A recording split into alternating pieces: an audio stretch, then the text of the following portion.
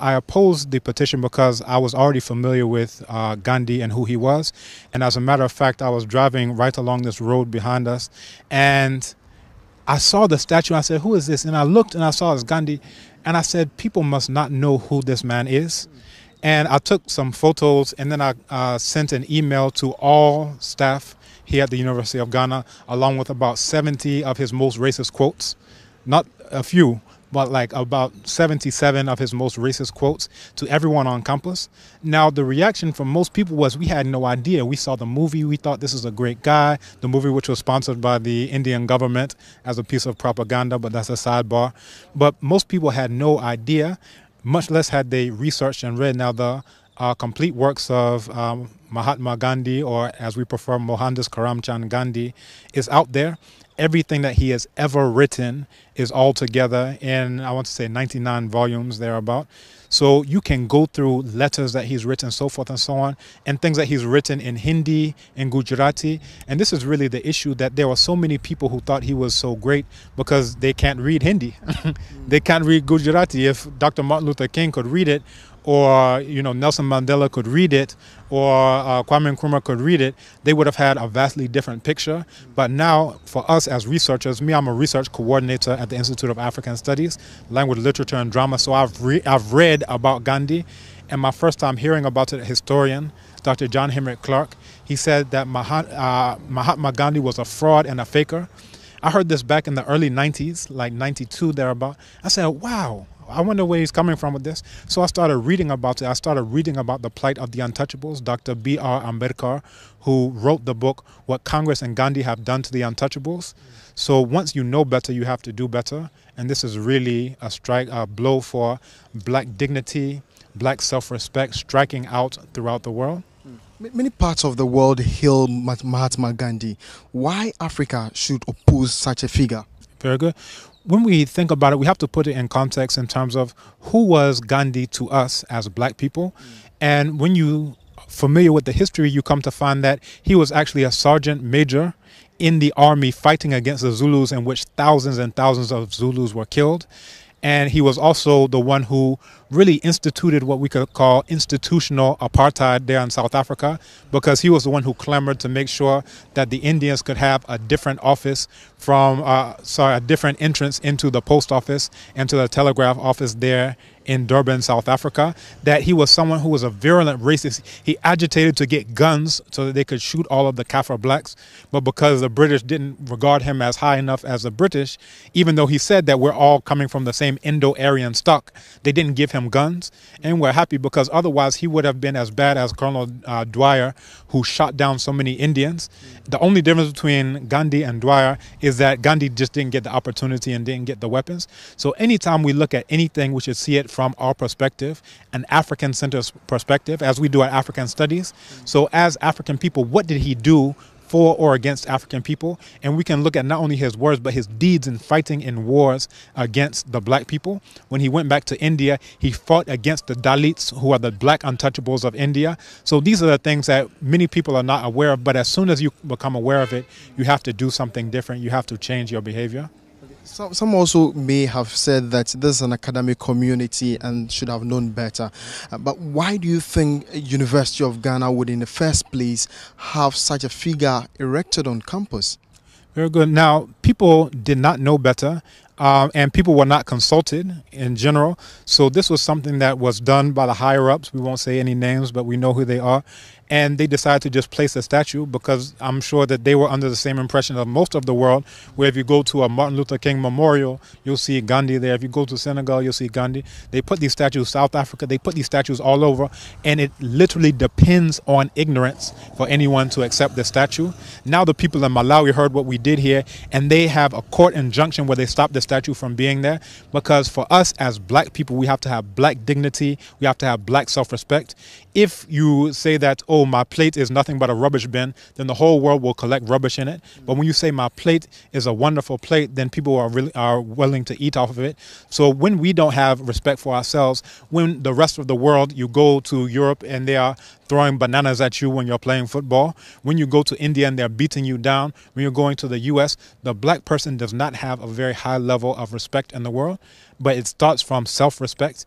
If someone who called you 1 degree removed from an animal, you put him on a campus at a black university, an African university, it means that you must not know very much about yourself. But it's not everyone who's in that position. So those of us who knew, who have read, who studied, we are the ones who agitated. Because imagine if you put, again, Colonel Dwyer was this British man who shot down so many of these Indians in a massacre. Imagine if you put him in a university at New Delhi.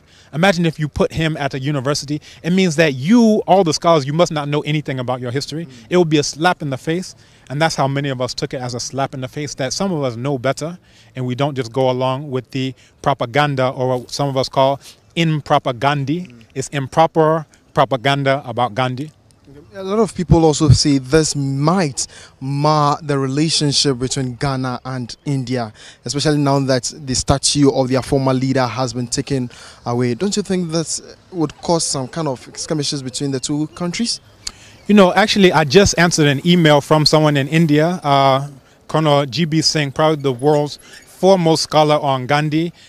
We have been in contact with Arundhati Roy, so many Indians who have been collaborating on this project and really have been part of the force that have helped to publicize it as well. Now, what this means is that you have in India, India is not as united as you may think. That you have castes, right? So you have the Brahmins, you have the Kshatriyas, you have the Vaishyas, you have the Shudras. So all of these are the castes that are part of Hinduism on the simple scale, because even in that you have subgroupings. So Gandhi himself was Banya, which is a subcaste of the Vaishyas. Now, even outside of that, you have the outcasts, you have the Dalits, you have the untouchables, the black untouchables of India. And these are the ones who are downtrodden. So the people of India, there are so many Indian groups, some who have even done videos that are up online supporting us in this, that there are some who have been downtrodden ever since these Indo-Aryans have been crushing them on the basis of they consider themselves to be white and they know that the indigenous people there are black. And that's part of why when black students like yourself go there to study, they're beaten to death. A man in Congo was beaten to death in broad daylight in India. Why? Because they treat black Africans the same way they treat their indigenous black people there. You understand? And again, Dr. B.R. Ambedkar said that Gandhi was the worst enemy of the untouchable people. So I want you to put these things in perspective. So it's not all of India, it's these upper caste Hindus who have been impressing the black people there in India. So we should not get it marred. So if you have upper caste elites here who are connected to those upper caste white Indo-Aryans, we have to start now questioning these elites. What are you doing, you know, in that relationship with them? Because those of us who are on the ground, the people, we're connected to the black people there in India. We have solidarity with the black people there in India. Okay. So finally, is this the end to the hashtag Handi Must Fall movement, especially now that the Ministry of Foreign Affairs has taken over the statue of this individual we are talking about? As I mentioned, in Malawi, they're still fighting. And matter of fact, I got an email from someone from Malawi, Mkotama. He says, we will not relent, you know, congratulations, we will not relent, we will keep the fight. And I said, beautiful, that's all we can expect and all we can hope for. Again, truth has to reign.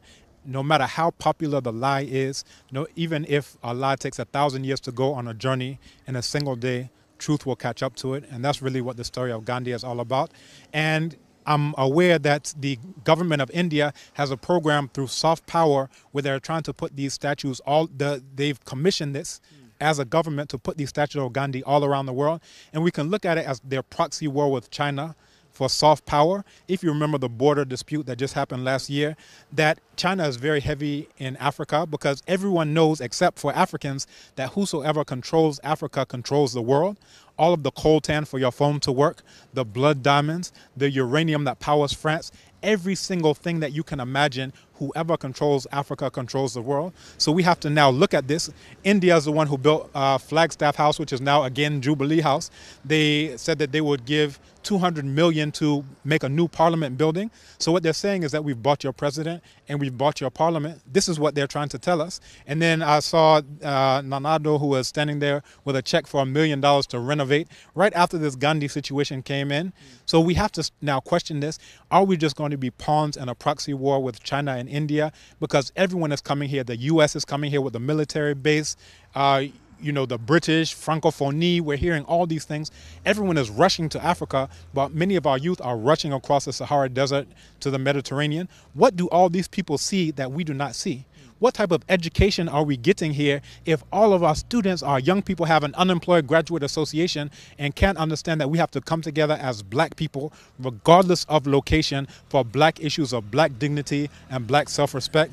So I don't think it's done, because I know that they have many more statues there as they're trying to push in soft power, the Kumkum Baja, all of these things that we're seeing, the Confucius Institute from China.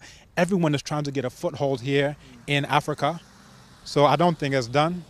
Not to even say if the ministry wants to erect this particular structure anywhere on the soil of Ghana, it's not necessary? That's a major concern. So people were asking me, even my colleague, Dr. Apia, who was at the School of Law, he says, have you heard where it's going? I said, no, I haven't heard, because they did, just the way they brought it under the cover of darkness, they didn't tell anyone that this is going on, a very small thing. The same way it left this morning and no one knew. I got a call from Radio Universe that says, oh, the thing is gone. Can you tell us your thoughts? I say, you're the one who's informing me. I didn't even know it's gone.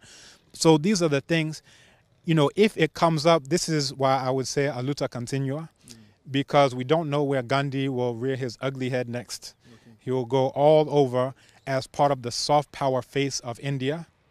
I'm grateful. But finally, I want you, pick your thoughts on how a security guard was put in here to, guard the statue. This is an excellent question. Now, on campus, things are not always peaceful. That we've had women who have been attacked on campus. It's not rampant, it's generally a peaceful place, but there were no security guards given to every single woman to protect her. These are real life African women, you understand? But meanwhile, an inanimate object, a statue, has 24/7 security. What does that tell you about what I was saying before about respect? How can anyone in the world respect someone who would do something like that? You don't value your own people, the black people who are the Africans, continental Africans, who are being beaten to death right there in India. Ministry of Foreign Affairs, we haven't heard anything from them about that to date. I check the news all the time. I've studied about India. I've read about the untouchables for decades now. You understand? But I haven't heard anything protesting either the plight of the Dalits, the black untouchables there, or about the African students who are getting beaten every single day because they're getting the same treatment that the indigenous black people are getting there. So I would just say, in short, if I can be short on this issue, I think it's a travesty. You understand that you have 24/7 security on an inanimate object. Meanwhile, the suffering of our black people there in India, there's no security for those African students who are beaten daily, stabbed to death. A man out of Congo who was beaten to death in broad daylight. We don't hear anything about it. Okay, I'm grateful, sir. Thank you, too. All right. Thank you.